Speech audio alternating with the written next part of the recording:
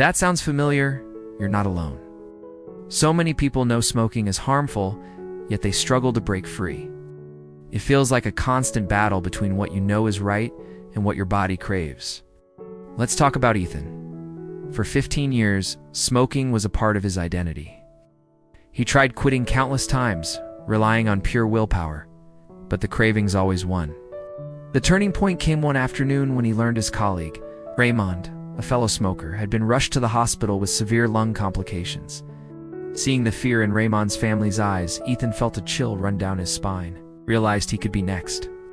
That evening, Ethan didn't just throw away his pack of cigarettes.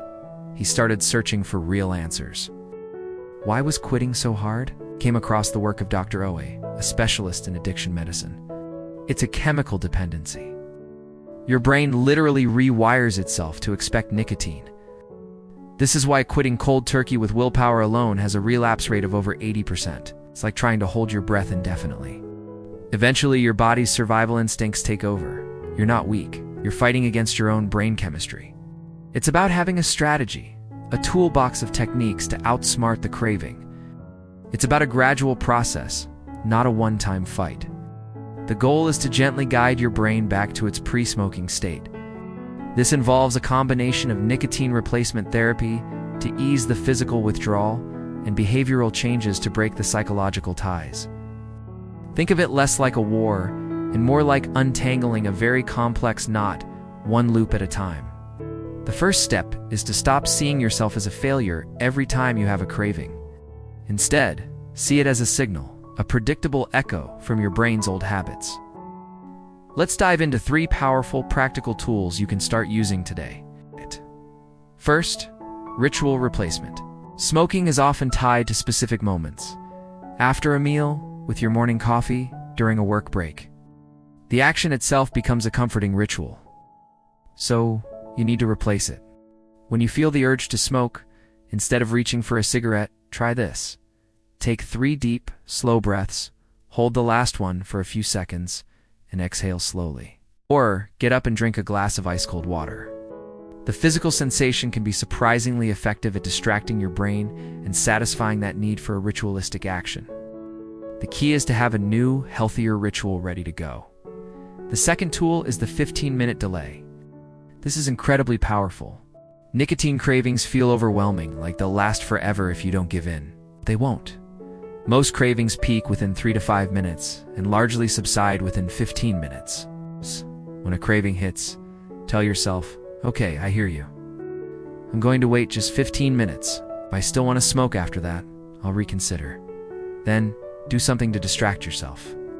Walk to a different room, listen to a song, watch a short video, or call a friend. More often than not, by the time the 15 minutes are up, the intensity of the craving will have faded dramatically. You're not saying no forever, you're just saying not right now. This makes the challenge feel much more manageable. Third, and this is crucial, eliminate easy access. If you have cigarettes in your pocket, your car, or your desk drawer, you're setting yourself up for failure. The easier it is to smoke, the more likely you are to do it when a craving strikes. Make it inconvenient.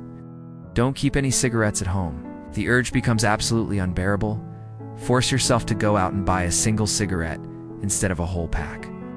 The extra effort and cost associated with getting just one cigarette often provide enough of a barrier for the craving to pass, by making smoking a hassle. You're retipping the scales in your favor and giving your rational brain more time to take back control. Now let's add another layer to this strategy. Become a detective of your own cravings. Get a small notebook and start a craving log. Every time you feel the urge to smoke, jot down a few things: the time of day, what you were doing, who you were with, and how you were feeling. Were you stressed, bored, happy, or sad? After a week or 2, you'll start to see clear patterns. Maybe you always crave a cigarette at 10 a.m. when you're feeling overwhelmed at work, or at 8 p.m. when you're watching TV and feeling bored. Once you identify these triggers, you can plan for them. If you know 10 a.m. is a tough time, schedule a short walk or a chat with a coworker then. By understanding your triggers, you take away their power. They are no longer a surprise attack. They are a predictable event you are prepared to handle. Ethan started using all these tools. When a craving hit him in the car, he'd turn up the music and sing along, telling himself to wait 15 minutes. He stopped buying packs and kept his home a cigarette-free zone. He also kept a journal. He discovered that his biggest trigger was work-related stress.